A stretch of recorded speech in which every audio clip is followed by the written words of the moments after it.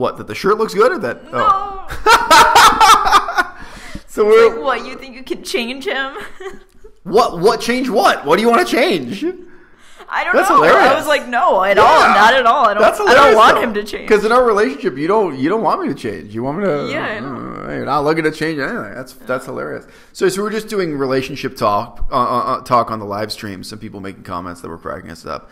But, this is funny. Earlier today, I went and gave this lecture, got up early, I've done some other things, kind of a long day already.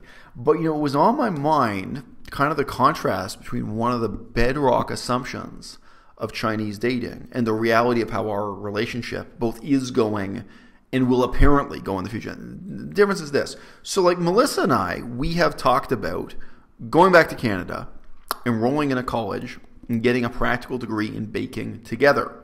So learning how to bake bread, learning how to bake cakes together. What kind of business could that lead to? Could lead to a vegan bakery, could lead to vegan catering, could lead to a hobby. Like, it could be not the main job we do, but just something we do together as an activity. But yeah, it could... Side hustle. Sure, but it could be a major money-making part of our lives, or it could have some other significance. I've always said, like, I got a 4-year-old daughter. We baked a cake with her last time. If you've got a kid, I think it's wonderful to be able to bake bread for them, to be able to make a birthday cake for them instead of buying it from a factory or whatever. It's great.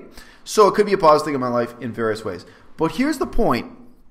Built into that is there's like it opens the door to a whole career path, a whole possible future where if we make money, we make it together. You know what I mean?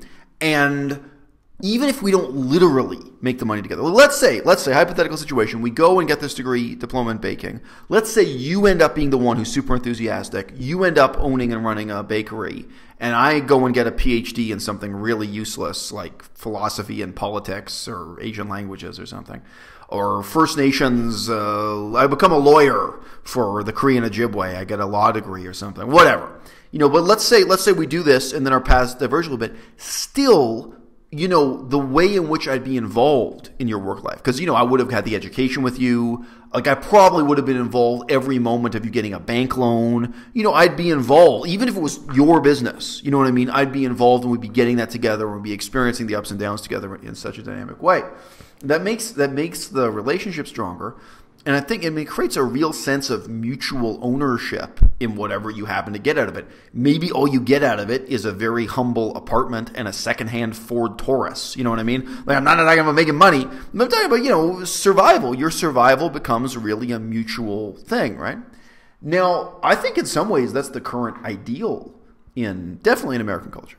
Okay, I only listen to hip hop. I mean, you know what I mean? But no, in terms of how people like Charlemagne the God, in terms of how hip-hop personalities and Vlad TV, in terms of how they talk about it, that's the main thing those guys yearn for, because what they hate, what they're sick of, is the famous guy, groupie female dynamic. What they don't want is the guy gets all the money, and then the chick just shows up to spend his money, and she has no connection with, she has no ownership of, no investment in how he earned his money. So I think that's probably why in the hip-hop American subculture, that's really emphasized even more, the ideal of actually going through it together, whether it's running the business together or the education together, of making your money together, of being drawn together. Have you picked up on that also? Yeah. I'm thinking of the song by 50 Cent, 21 Questions. Oh yeah. Love me if if I was in a hoopty. Right. But I mean, I think that's idealized for men who don't have it currently in American culture. Maybe they don't think about it as clearly as I've just said it out, but I think that is what a lot of them want. And it's hard. Like, if you're a dude and you're a chemical engineer or something, you may be in some super technical field.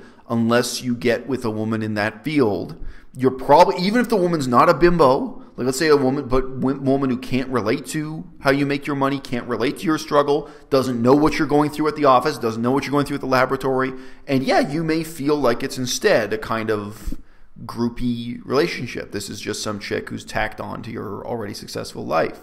It's kind of needless appendage. So to instead have the woman dynamically involved in your education, your career, whatever it is. So this is my point. I was just thinking about this day while I was sitting around doing this lecture, sitting around doing other things. But, one of the bedrock assumptions, or I guess ideals in the Chinese system of dating, is that the guy gets a job, gets an apartment, right? Not for himself. Like, he gets a big apartment that's empty, an apartment big enough to have a woman and a baby in. You know what I mean? Like, he gets the home they're going to move into. He gets that set up.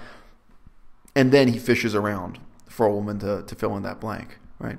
But the dynamic, I think, is so unhealthy. Yeah. You know what I mean? Like, on a deep level, like, because even, like, at some point, so presumably we're going to go live in a really small, crappy apartment together at this point. But, like, whatever process we go through, if we do in the future move into a bigger apartment to have a baby in it or something, it's like we found that apartment together. We decorated that apartment together. We went through the struggle. We went through the process. Maybe it's not a struggle. Maybe it's easy. But still, we went through the process together. You know what I mean? You were there when I moved in the furniture. You know what I mean? As opposed to... Pick out the stainless steel dishware. Sure. No, but I mean, whatever it is, even if it's not that you actually earned the money with me, like even if you don't pay the rent at all or vice versa or whatever the financial reality is, that at least you're going through that process. And again, like what I'm talking about here, it isn't even about equal parties. A lot of relationships are unequal. Mm-hmm. Before, I was literally a university student married to a university professor. That's not just unequal, it was illegal. Under the rules of the university, what we were doing was illegal, and she should have been fired. Because the actual wording of the rules is that she could not have sex with any student. It's like, well, she's married to a student, to any currently enrolled student. Right. By the way, we knew about a lot of other professors who were actually doing that. You know, I'm just saying, there was a lot of professor on student scandal action going on at University of Regina at that time. Sue me if you want to. In Canada, telling the truth is always your guarantee of not being convicted of defamation and slander. Anyway, unlike the United States, some other countries. But look, yeah, it just struck me as a funny thing.